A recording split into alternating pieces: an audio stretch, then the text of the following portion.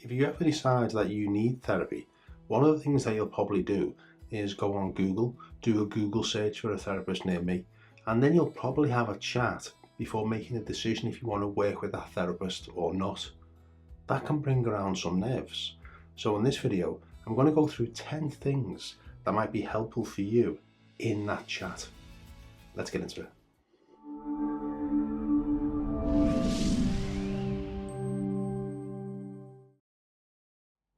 Hello and welcome to Write Your Own Story. My name is James. I'm an online counsellor, hypnotherapist and life coach. I'm also an author, a podcaster and a YouTuber. Now, like I mentioned in the intro, if you decide you need therapy, that's a big step in itself. And then you don't really know who to go to unless someone recommends someone to you. So you're probably going to do a Google search, maybe therapist near me, hypnotherapist near me, counsellor near me, whatever it might be. And there might be a number of different therapists where you live. But which one do you go with? That can be a bit of a problem. Now what I'd suggest is before any therapy takes place anywhere, you would have a chat with a potential therapist to see whether they're a good fit for you. And that's what this video is going to be all about. And I'm also going to include 10 things that you should consider asking a therapist in the consultation. So let's talk about those 10 questions in more detail. Now, one of the things that you might need to know is how long is the consultation for? Is it in person? Is it online? Is it a phone consultation? Is it a video consultation? You will decide based on what kind of therapy you want. Do you want to see someone in person or would you rather do it online? If it's online, it's probably going to be a video or a phone option. If it's in person, you'll need to find out where you need to go to. Now, one of the things that, regardless of which option you take, one of the things that I would say is a good idea to find out is how long is the consultation for? And also, is there a cost? Some therapists actually charge for consultations. Personally, I don't do that, but some therapists do charge. So find out beforehand if it's a free consultation or if it's a paid consultation, okay? So that's number one. Now what I would say is, whether it's online or whether it's in person, make sure that your device is on silent. So that means that you can have the consultation without being disturbed, because this is important, you're important, and you don't want to be talking to a therapist and your phone's ringing or it's getting notifications. Just give yourself the time for you, okay? Now when you first have a consultation with a therapist, you might be a bit nervous. You might be a bit upset when you're talking about the things that are bothering you. So it might be an idea to have some tissues to hand as well. Tissues are always softer than kitchen towel if you're at home, all right? So go for the tissues just in case. Maybe some water. If you're doing it in person, get yourself there, get yourself settled, have some tissues in your pocket, okay? Now, one of the things that I would say is paramount is that you've got to know whether the therapist is getting you or not. Not all therapists are equal, and not all relationships are equal. And the relationship that you would have, the therapeutic relationship with a therapist, has got to be a good one. So during the consultation, not only are you telling that person what's bothering you, you should be getting a sense of, do they get me? I know they're trying to get me and I'm explaining myself, but do they get me? And if you get a feeling that they are getting you, I would say that's a mental tick in the box. If you get a feeling that they're not, that might be an X, okay?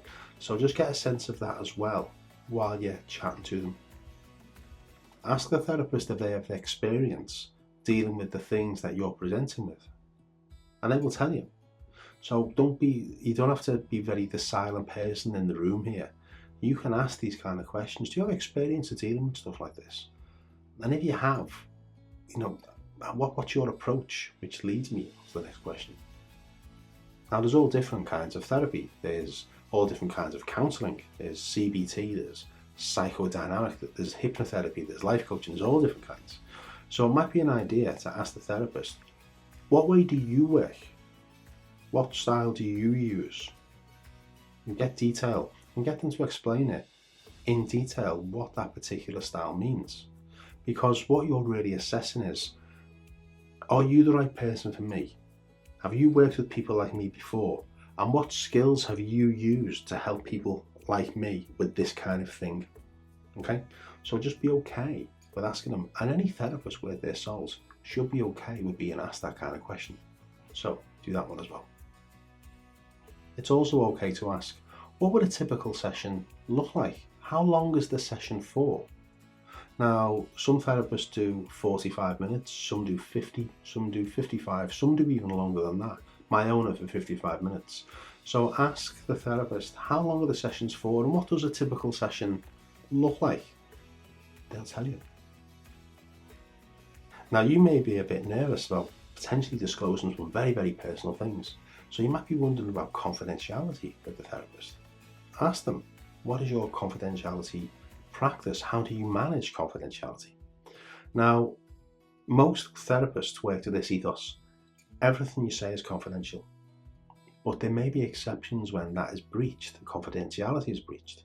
And they're all quite common sense things, really. So if you admitted to a major crime, that would cause the therapist to potentially breach. Another one might be if you admitted or spoke about any terrorism or fraud offences. Or maybe you spoke about hurting yourself or hurting another person. Or if there was any child protection issues, any children might be at harm. If those things are mentioned, that may cause the therapist to breach confidentiality. But discuss it with the person that you're having the consultation with and see what they say. Payment. Ask how much the sessions cost. Some therapists work session by session. Some work with packages of sessions. Some therapists take insurance. Some people, their HR company arrange for a therapist. And that might be a free option for you. So you go to your HR department or your line manager might put the request in on your behalf. The HR department might have a number of therapists on their books. They're not part of the company. They're external to the company. And that way, the HR company can advise the therapist that you exist and you may get a number of sessions for free. So that might be an option as well. So ask about the payment, ask about how often the payment is made, and how the payment is handled. Is it cash? Is it bank transfer? Is it PayPal? What does it look like? Just ask the question. Consider asking how long each session lasts and what's the recommended duration between one session to the next session. Is it weekly? Is it fortnightly? What does that therapist, how do they practice? And see whether that's a good fit for you. Some therapists might say it's every week and you're thinking, well, I haven't got the finances for every week, but I could go fortnightly. Is that an option? So just have a really open and honest discussion. That's the best thing with all these things. Just talk to them. And the therapist that you're speaking to will be able to advise you accordingly. All right? So that's how you get around that one. The cancellation policy. What happens if you wake up one day and you've got an upset stomach and you can't attend the session? How does that work? What about if something comes up and it's in a week's time and you know it's going to interfere with the sessions? How does that work? Again, ask the therapist what their practice is, what they do. All right? Now, a question you might be tempted to ask is, how long will this take? And speaking from experience, that's a very difficult one to answer because it involves two people getting involved on what's going on, you and the therapist. Now, it might be a very, very short-term thing. Maybe if you've just got something going on, you just want to talk it through, and in a few weeks it will resolve itself. Maybe that's present for you right now. Maybe there's been something knocking around for quite a long time, maybe even since childhood, and you haven't told anyone, and it's bothered you for maybe your whole life. Well, that's going to take a little bit longer to try and unpick this thing and see what's going on.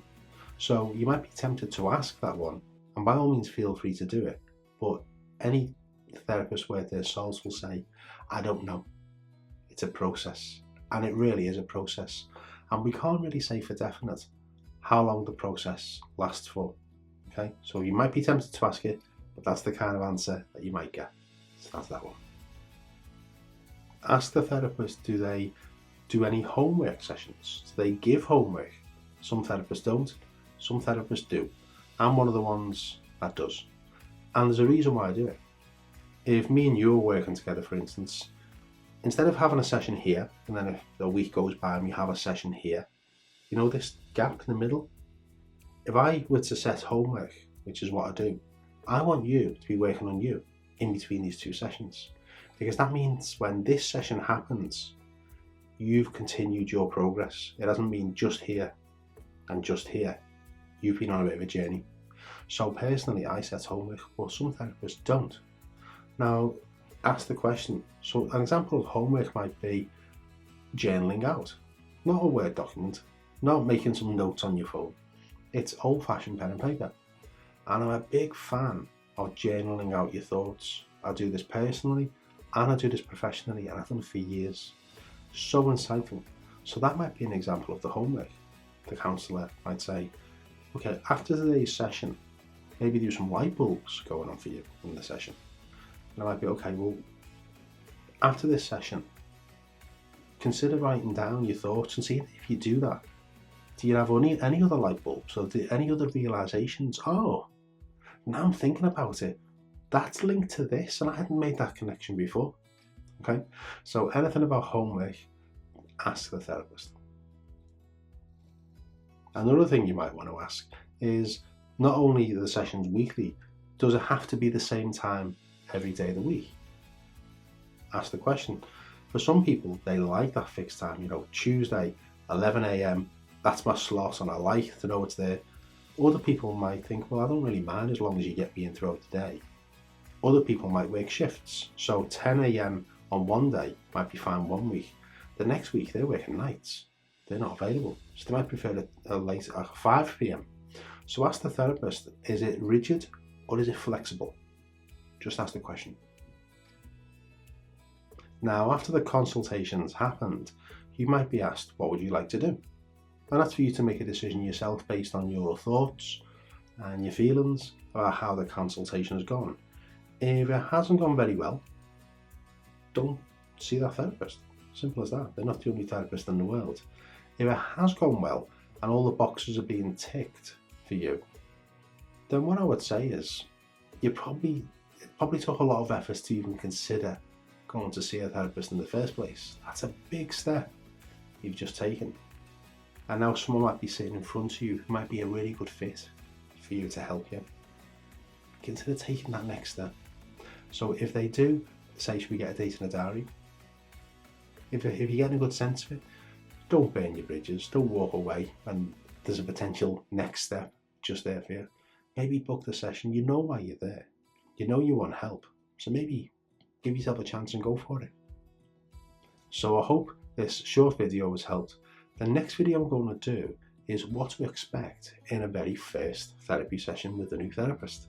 So if you want to see what that's like, click on the subscribe button and you'll be notified when I release it. But what I would say is, overall, the consultation, I can understand the nervousness. And I've been to therapy myself. When you're trained to be a counsellor, you have to go to extensive therapy to get rid of all the stuff that we all carry around. You know, when you get rid of it, it's great. But there might be some nerves, and that's normal. And any therapist will know that you might be a little bit apprehensive about this. That's par for the course, really. But all you're really trying to establish is, are you the right person to help me? And all the therapist should really be trying to establish is, am I the right person to help you? And if you're both a good fit, maybe you should do that. All right? So I hope you're okay for the time being, and I will hopefully see you on the next video. So this is James from Write Your Own Story. Bye bye.